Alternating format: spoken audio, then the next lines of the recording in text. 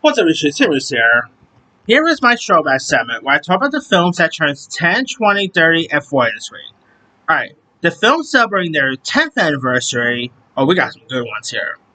We got Straight Outta Compton.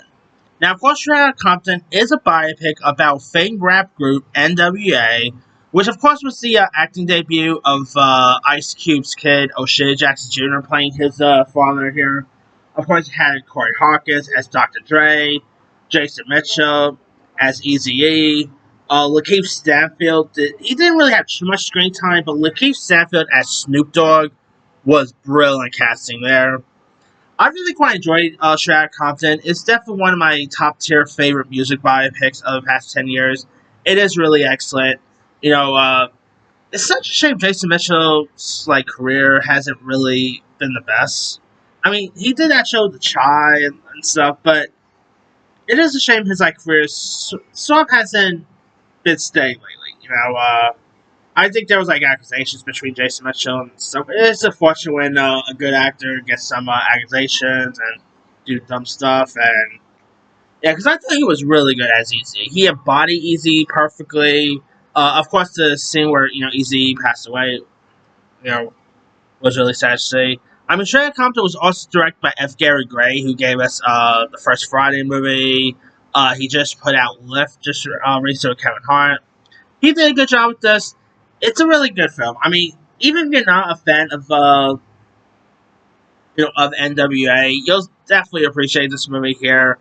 They had a really fun origin story by Felicia, which I thought was cool too. I mean, if you guys haven't seen Straight Outta Compton, do yourself a favor, go watch it. I remember seeing this one in the theaters with my brother at the time. We both was amazed how great it was. I mean, there's been other great rap biopics, whether you talk about 8 Mile, Notorious. This is definitely top tier one. So yeah, definitely check out Straight Outta Compton if you guys haven't seen that. And Paul Giamatti playing the manager here was also good. Alright. Also turning 10 is The Man from Uncle. Speaking of actors whose career fumbled because of accusations and doing weird stuff, we of course got the Armie Hammer Henry Cavill film Man from Uncle, which is based on the 1960s TV series.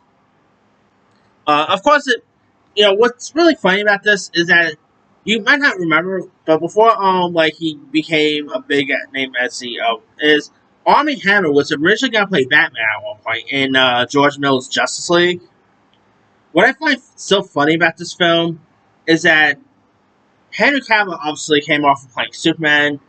And if Armie Hammer had been cast to portray the role of Batman, this would have been a Batman a Batman and Superman type thing, which I was trying to put in there. But of course, Man from Uncle, which sadly didn't really do so well. It was directed by Guy Ritchie. It was really good. It's not a great film or anything, but if you guys don't know much about it, it takes place in the early 1960s, where CIA agent Napoleon Solo and KGB operative Alia Kurokin participate in a joint mission against a mysterious organization. You also had Hugh Grant, Alicia Vikander, Elizabeth Debicki, Jared Harris. It is a really fun one. Definitely has some fun action to it. Some fun humor. Despite Armie Hammer nowadays, it's very awkward to talk about Armie Hammer these days. Take everything with Armie Hammer aside. He was really solid in this. If you guys, of course, Guy Ritchie did a great job with this. If you guys haven't seen it, give it a go. It's really a shame that it didn't really do so well at the time, because I would love to have seen another one of this. Alright, now, also turning 10 are more small affairs. More small affair films. We got Noah Baumbach, which, by the way, his new film, Jay Kelly, with George Clooney and Adam Sandler, looks really good. This is actually the last Noah Baumbach movie I saw in theaters, by the way. Because it's lately his movies has been going to Netflix. Unless you count him writing Barbie, but he didn't direct that. Mistress America, of course, stars Greta Gerwig, Loa Kirk, who was just seen in Sinners just recent. Where a college freshman, played by Kirk, pretty much cures her disappointment and loneliness by allowing herself to pull into a wacky schemes in her future stepsister, played by Gerwig, who of course is actually, I think she's like either married or just dating. I think they're married. Of course, she's with Noah Baumbach. Mistress America is really like probably one of Noah Baumbach's best work here. Greta Gerwig was great in this. It is a really intriguing. Definitely has some fun laughs to it. Heartfelt, really good love film. If you guys ever seen it. Alright, also turning 10 is 10,000 Saints, which was from the same directors of the Nanny Diaries. It's where a teen, played by Asa Butterfield, a pregnant girl, played by Haley Steinfeld, speaking of sinners, by the way, and the lead singer, played by Emil Hirsch, of a punk rock band, forms their own surrogate family in the late 1960s, 1980s New York. You also had like Ethan Hawke was in this. It is really good. Some really good music here. Great performances by Haley Steinfeld, by Asa Butterfield. I've always liked Asa Butterfield ever since Hugo. I've always found him to be a pretty cool young actor. Of course, Haley Steinfeld's good in this.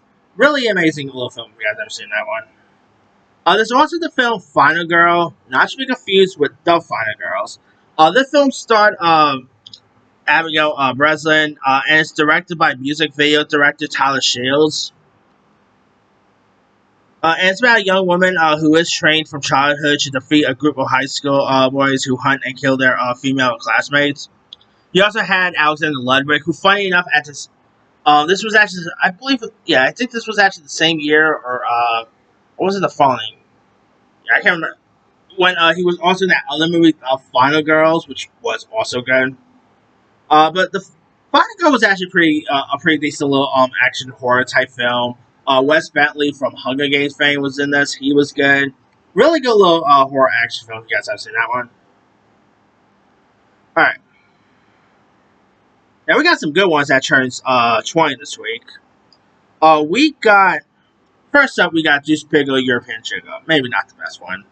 Now this is the follow-up to Deuce Bigalow, Male Gigolo, which I quite enjoyed that first Deuce Bigalow. But this was the sequel, and the sequel was awful. I was never a fan of the sequel at all. This time around, you have Rob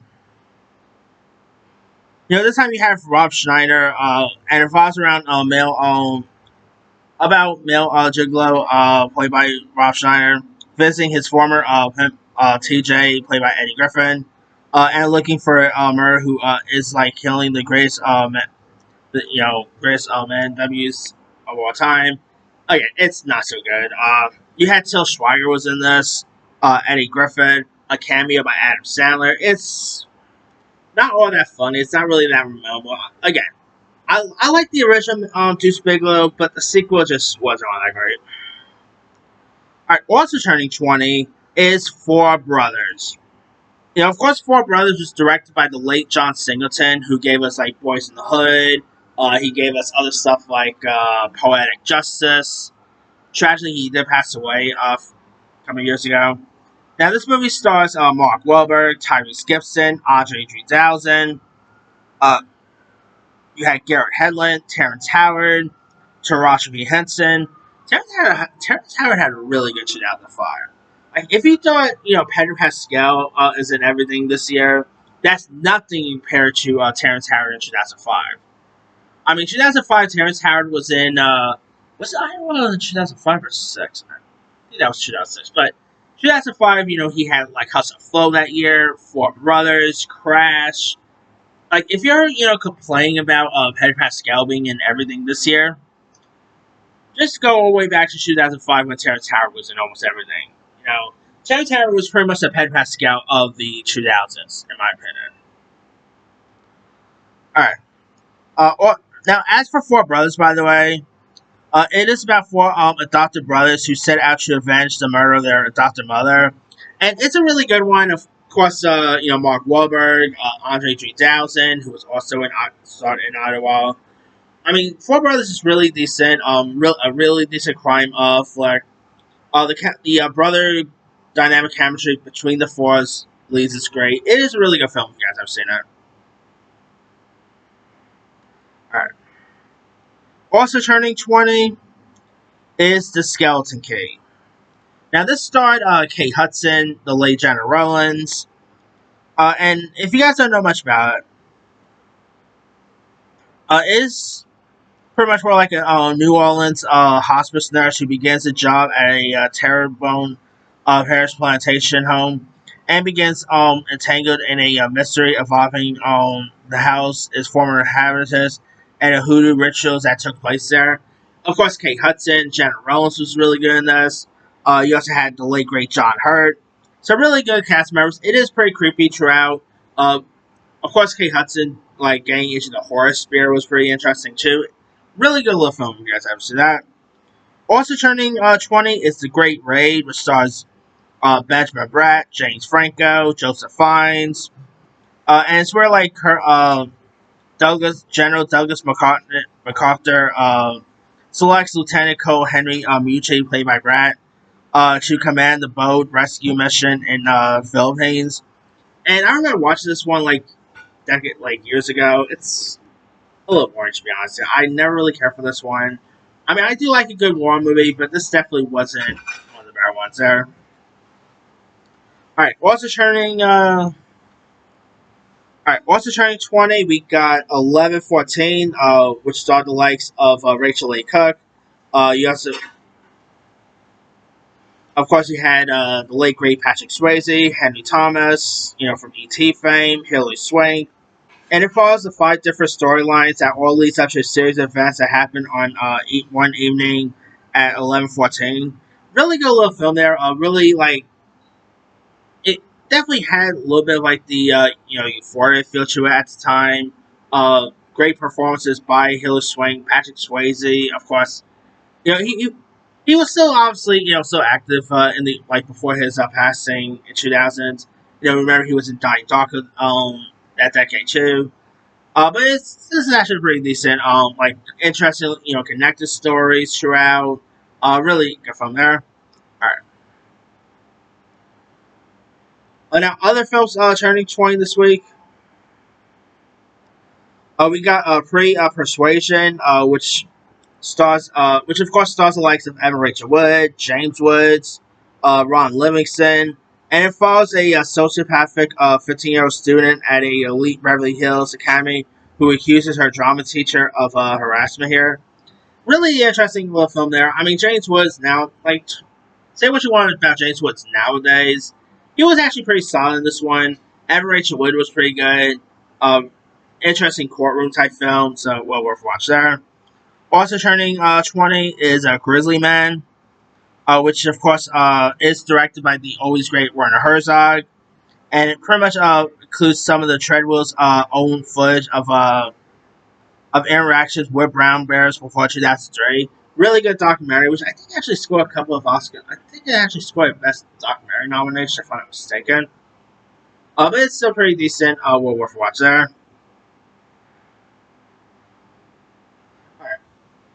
Alright. Coming in at number... Also turning 30, my bad. Also turning 30 is Dangerous Minds. One of the best teacher movies of all time.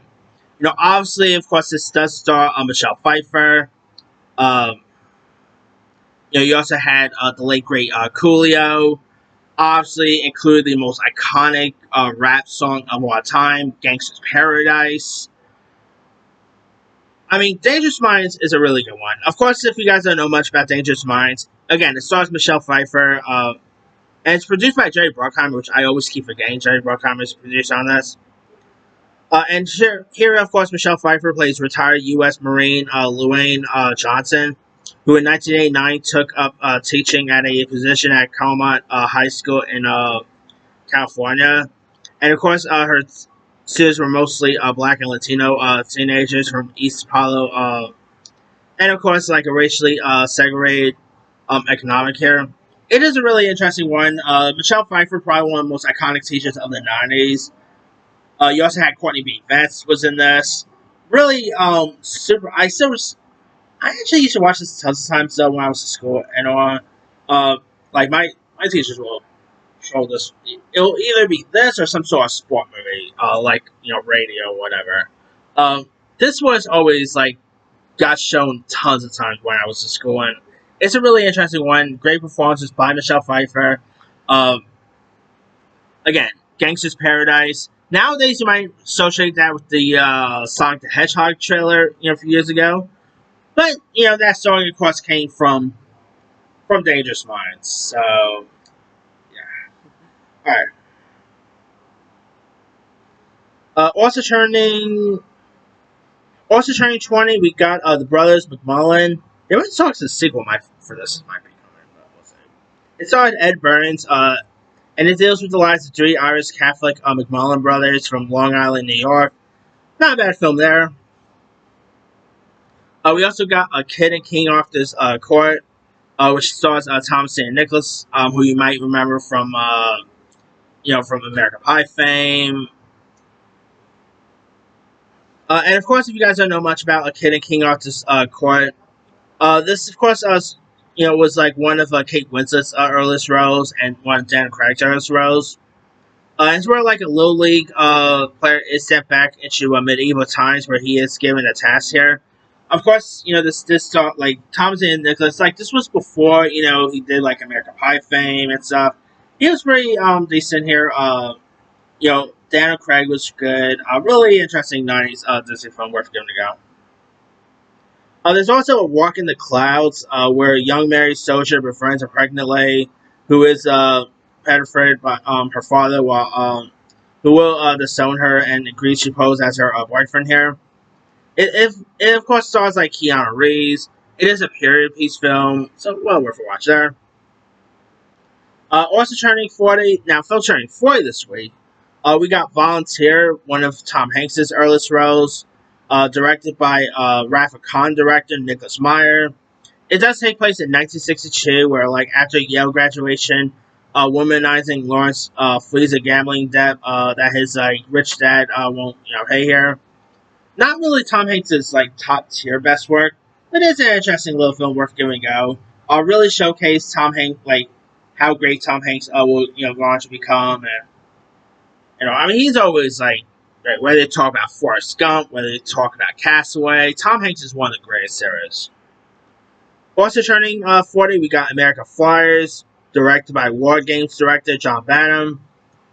Where of course, Marcus takes his kid brother David with him uh, for a physical test and brain scan here.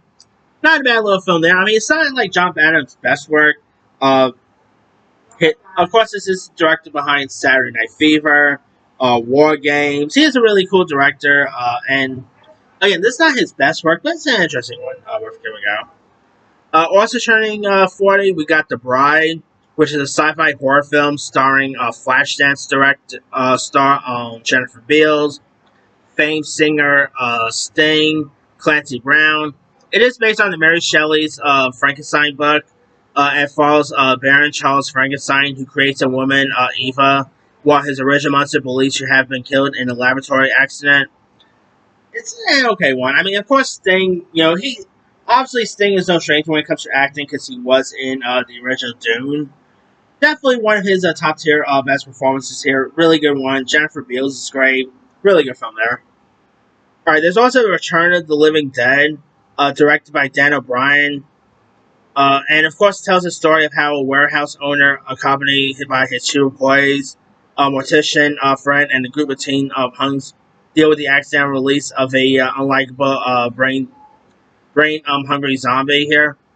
Of course, this was one of the other Living Dead type films, whether you talk about Return of the Living Dead, and obviously this was not directed by George A. Romero.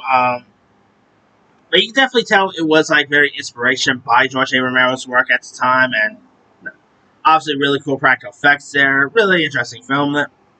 Also turning 40 is The Year of the Dragon, which of course stars, directed by the Deer Hunter director Michael Cimino, starring Mickey Rourke, and tells the story of New York City police officer captain, played by Rourke, battling a ruthless Chinese-American trade boss, played by John Leone.